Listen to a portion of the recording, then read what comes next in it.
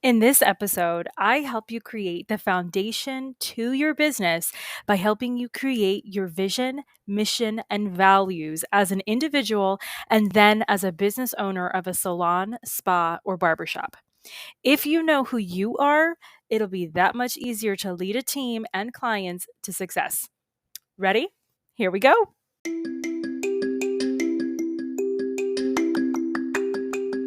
Are you a beauty or barber pro looking for that push to do that thing you've always wanted to do, whether it's in or out of the salon, spa, or shop?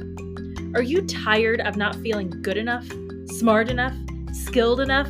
Are you tired of not getting a handle on your mental health, boundaries, and insecurities? I'm Krystine Sherwood, the BeautyPro coach, an internationally certified coach, a salon and spa owner, and your personal Jiminy Cricket. I use my own experiences, good and bad, as a salon owner to help you be more self-aware, authentic, and forward-thinking in your approach to life, in and out of the salon. It's time to reach your version of success with the BeautyPro Coach podcast.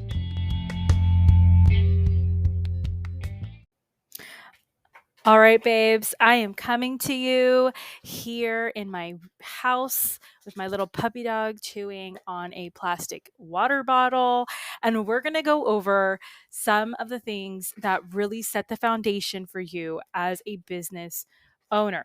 So if you have a pen and paper, grab those. You're going to need them for this episode. Definitely feel free to pause, rewind, play, fast forward, anything you need to do so that you can really get to the meat and potatoes of today's episode. So, working in the salon or spa means following systems. From the moment you walk in to the minute you lock the door, whether you're working by yourself in the suite or with a group of inspiring, amazing fellow professionals. All right. Systems is a fancy way of saying you can go on autopilot and rest easy. Systems is what you do when you grab a foil or a plastic balayage sheet. It's the way you throw away the garbage at the end of the day. Okay, those are systems. And in today's episode, I really want to tackle the root of what makes our systems in the salon, spa, and barbershops. I want to get to the root of how and why they work. And how do we get to the point of being able to do things without thinking about them on purpose? All right. So stick with me here because I know that sounds a little confusing, but it works. All right. So the first thing that we're going to talk about is vision.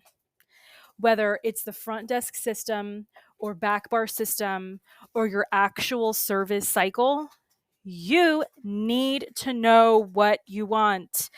I stress this with my one-to-one coaching clients. I stress this when I give a class in person at the cosmetology schools or in salons and spas. Like, you need to know what you want. And that knowing what you want is knowing and having your vision at the forefront of your mind. This is where you say, I made a vision board and it's under my bed. Like, this is where that plays in, okay? I want you to really take a day for yourself after you hearing this episode, or even do it now. Sit down and write it out. There is something so therapeutic about writing things out. It has been proven, okay, in so many studies. It relaxes you, it gets you focused on the things that truly matter. Okay, so when you write, be as descriptive as possible. Write out your vision. Use your senses to help you. For example, how do you want your clients to feel when they arrive in the salon or spa? What do you want them to see, hear, smell, taste? Answering these questions will help you experience your chair from your client's point of view. Okay. Walk yourself through the whole visit from the start to the end, from the minute they open the door to the minute they leave. Visit other salons if you have to, so you can get clear on what you want for your clients. All right. This is pure market research at its finest. This is what all the big companies do. This goes for a 20-person salon to a salon suite owner. Okay. Okay, so I really wanted to give you some time. Pause it if you have to at this point so you can really write those vision notes down. Okay.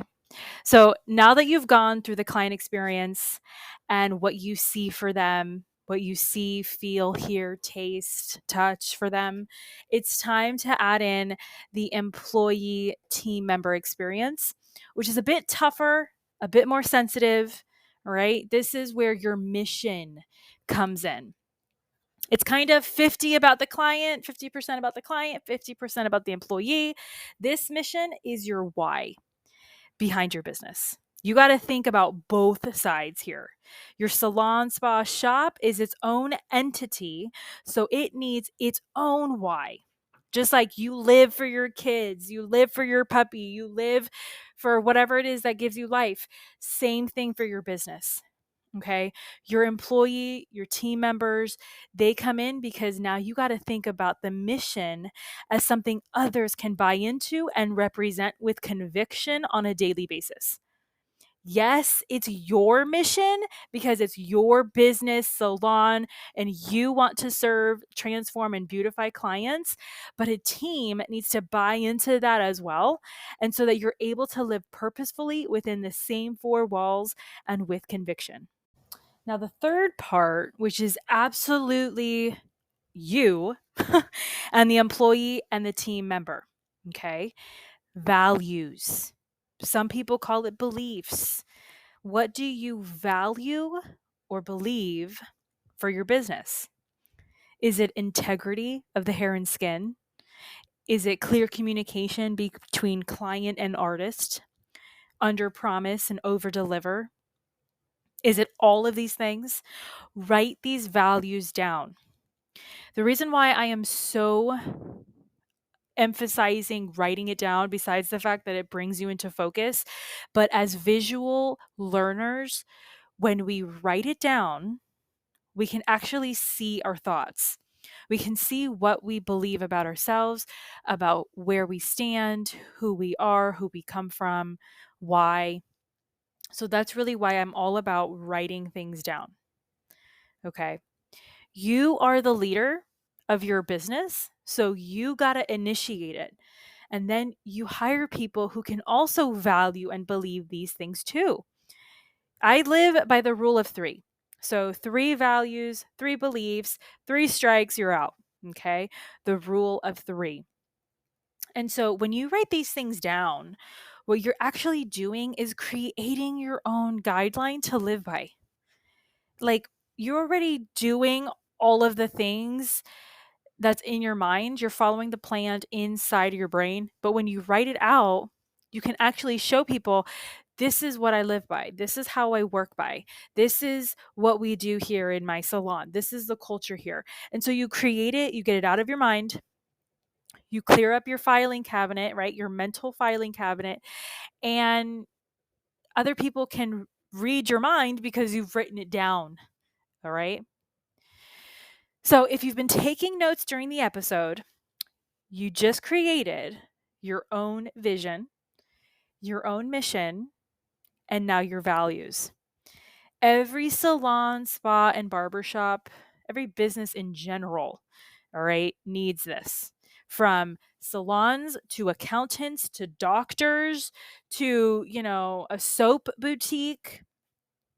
This and these three things are the framework to the beautiful picture that is your business. Every top firm, corporation has these, and now you do too. All right. You're a big thinker. Your salon might only be 900 square feet, but you're running it like a dream salon of, 9,000 square feet. Okay. When you think as a huge, big time CEO, you run your business that way. Of course, you got to scale it. Okay. Be reasonable. You're creating room for yourself to grow. That's how I have styled my salon. I have been criticized for it. I have been called names for it. And of course, they're all learning experiences. But when you think big, you get to where you want to be. Okay. You create room for yourself to grow. So now that we've gotten those things out of the way, which are very important, and guess what? They are always subject to change. I recommend maybe like every year just doing a quick review. You can even do it every 3, 5 years, review them. We are currently reviewing my salons and we're going to be updating those very soon. So it's something that changes and evolves because you, as a human, as a leader, you change and evolve over time too. Okay. So once you get the core of your business created, you write it out.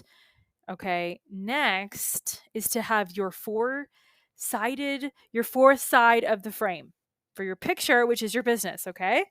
The actual employee manual. You might be like, oh my God, Krystine, no, I don't need this. Switch. I'm turning this off. I'm cool. I'm a cool salon and spa owner. I don't need that. We don't need written rules. Ew, so limiting. Nope. Every business needs an employee handbook. Okay, you think Bath and Body Works doesn't have an employee handbook? They do. You think Victoria's Secret doesn't? They do. This handbook will save you legally. And in the United States, they look to see if clear communication and expectations were said between owners and employees. That means landlords and tenants. Having this clearly written out and explained to everyone in your team holds everyone accountable, not only to each other as a team, but also accountable to the law too. All right. So if you are in the United States, it is highly recommended that you have that. If you, okay, I get so passionate about this, I can't even talk. If you, it also depends on which state you are in.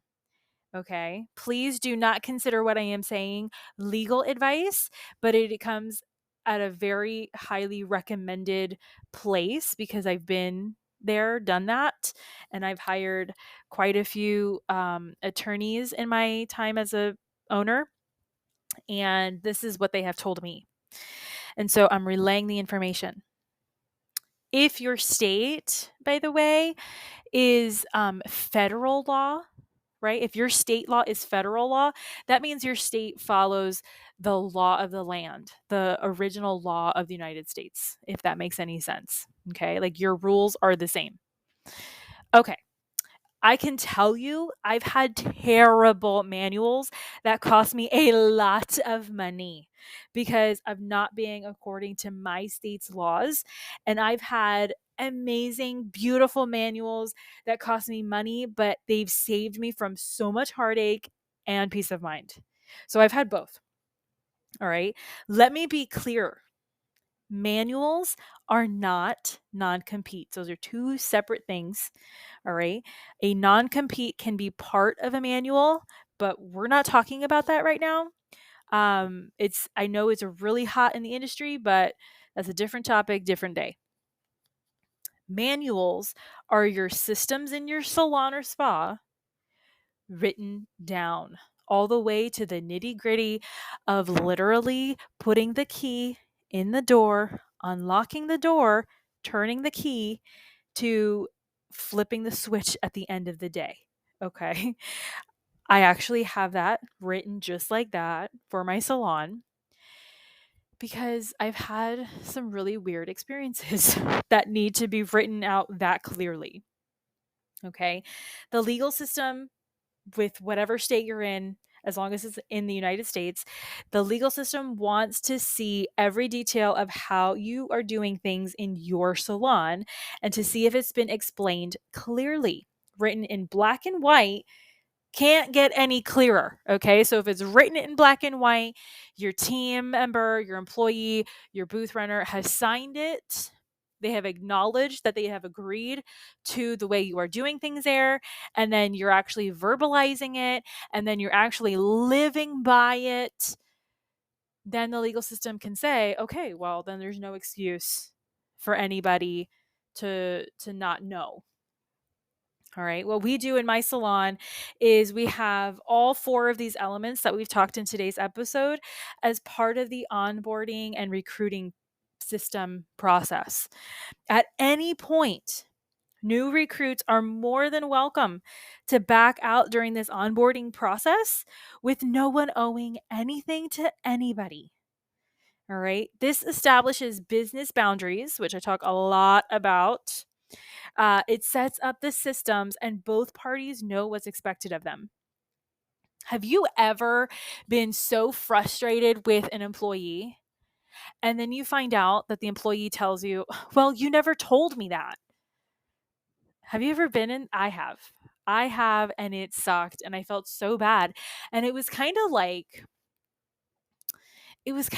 driving and getting so frustrated that the other person, like, I don't know how to explain. This is a terrible metaphor, but I guess it's more like drinking. It's like getting mad at the person, so then you drink the poison. It's kind of like that. Like they didn't even know. So how can you be mad at somebody that if they didn't even know? So you really have to be mindful. If you need to, keep a journal and like check marks and tallies and like, okay, I told them to close the door. All right. One time. Then you tell them just so that you can remember, because I know that's part of our problem too. We just forget, and then it's like our fault because we forgot and we didn't tell them, and it's like a whole wreck of a mess. All right, so that's really for your employees and your renters. Renters have their own separate, they don't have an employee manual because they're not an employee. What they have is what really straightforward policies and procedures. It's like usually one sheet, everything that's expected of them to be as a renter, whether you have a dress code or you don't have a dress code, or, on Fridays we wear pink. So if you're going to rent from us, we'd like you to wear pink, that kind of thing. And a renter will sign that as part of their lease agreement, which is also something different. So a renter's agreement is the form your renters sign that also says what's expected of them when they're working in your business, but they don't follow the same rules per se. All right. So, example, like I said before, if you have a dress code, renters can abide by that dress code. But if they only work, 4 days a month, you can't penalize them because they are their own business within yours. Make sense? Another really huge piece of this puzzle of owning a business is get advice. Constantly be learning, constantly be getting advice, seeking it out. No matter what you do in your salon, spa, or shop, make sure you have your own reliable network behind you, behind the chair. What I'm talking about is having a reliable accountant that actually sits down, educates you, tells you what your numbers are as far as your profit and loss, explains things in a way that you can understand. Have a network of lawyers. I know that's such a scary word. Lawyers, attorneys, legal system. Like, it's scary, but when you're doing and following the law, it's not scary because lawyers, actually good lawyers, happy lawyers, lawyers who want to grow and want to see their clients grow, they have free consultations. Okay. And you can ask them questions. I have several lawyers in my network that I have on speed dial for anything and everything when it comes to employees, to renters, to landlord kind of things. Build your network. Payroll companies. You would think your accountant would also be your payroll company, but it's not always the case. Have a really good payroll company that takes care of your taxes. All right, your employees' taxes. We get so caught up in paying them, we forget about all of the taxes that come out of our paycheck. So remember that too. These people, good people, offer free consults to get you on the right track. I know saying these words and talking about this little particular topic can be scary, and you just see the money leaving your bank account, and so it's like expensive. But if you're an owner of any kind, you got to build this network. This network is going to save you. And I know it's so easy to go on the Facebook groups and ask a whole bunch of other business owners, well, what happened with you and what did you do? And should I do this? And should I do that? Like that only creates so much more confusion. Okay. Go to the source, right? If you have a legal question, go to a legal person, which is an attorney. If you have an employee question, find a business school, find a business management school, find an accountant, a realtor. When it comes to landlording and renting and all of that, you're going to need them, I promise. The same way that you have a network of photographers and makeup artists and estheticians probably that come in and help you do stuff, this is the same thing. Okay? Don't give yourself a heart attack when it's not necessary. Okay? Once you get that legal advice, once you get the numbers straight with your accountant and all of that, then you can go to the Facebook groups and see what other people are doing in your state. And even then, seeing people or what they're doing in your state, you can be so like, oh my gosh, like my attorney said this and my accountant said that and that person's breaking the law and like all of this stuff. Okay, get your facts straight. Get it straight because you're gonna need it.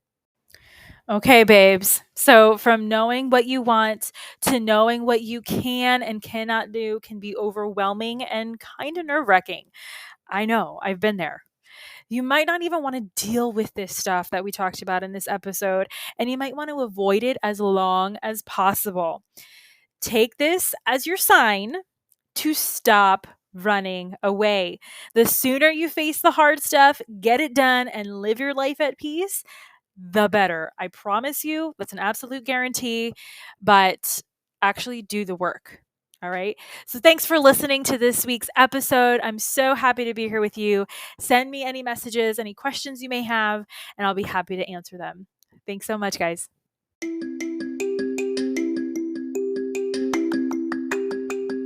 If you loved this episode, subscribe to the BeautyPro podcast on Spotify and Apple Podcasts so you never miss an episode. Don't forget to leave your reviews, stars, feedback so I can continue bringing the content you deserve and want most.